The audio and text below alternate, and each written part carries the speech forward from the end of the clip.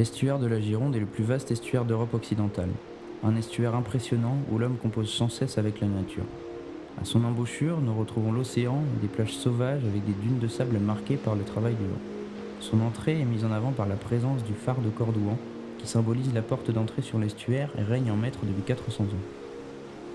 L'estuaire s'étend sur plus de 120 km de long, tout en se divisant en deux fleuves, la Dordogne et la Garonne. D'un côté, nous retrouvons le fleuve et de l'autre, l'océan.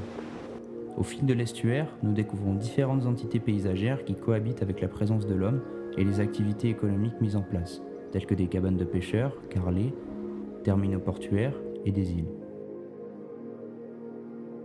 Les plaines fluviales, localisées en bordure d'estuaires, sont constituées majoritairement de zones agricoles et de zones humides qui constituent des prolongations hydrographiques reliées par des jalles marquées par la végétation hygrophile.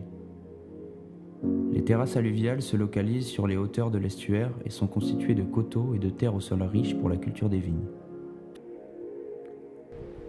Les plateaux forestiers, eux, sont constitués de différents massifs et constituent des pépinières naturelles.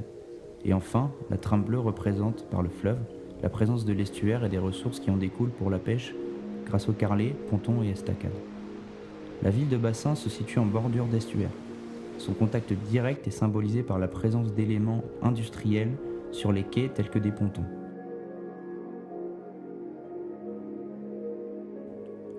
La ville de Bassins est divisée ainsi en deux parties. La ville haute, qui constitue le plateau habité, et se développe dans les hauteurs de la ville avec son centre-bourg et ses bâtiments administratifs. Nous y retrouvons aussi commerce à usage économique, mais aussi des bâtiments de culte, des espaces de loisirs à usage récréatif. La zone industrielle-portuaire, en bord de Garonne, est visible depuis les hauteurs dont les cheminées des bâtiments fumants se confondent dans le ciel. Le plateau habité est constitué de différents éléments naturels où les espèces cohabitent avec les habitants. Nous pouvons citer notamment le parc Panoramis, qui comporte le pavillon nuit américaine, qui se confond avec la végétation.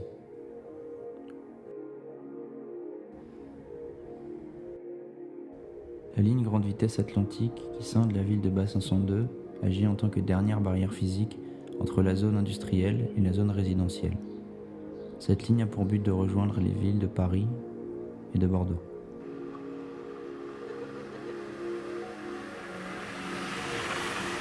La zone industrielle-portuaire, effervescente, en plein fonctionnement, est constituée de différents éléments industriels installés en bord de fleuve, tels que des grues, des transporteurs à bande, des bâtiments industriels et des silos.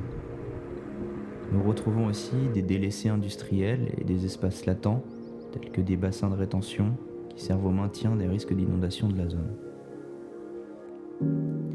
Cette zone industrielle-portuaire, comprise entre bordure d'estuaires, espaces naturels proches et espaces urbains, peut proposer une conception plus inclusive pour le vivant et les habitants. C'est ce que nous allons présenter à travers ce projet de toile territoriale.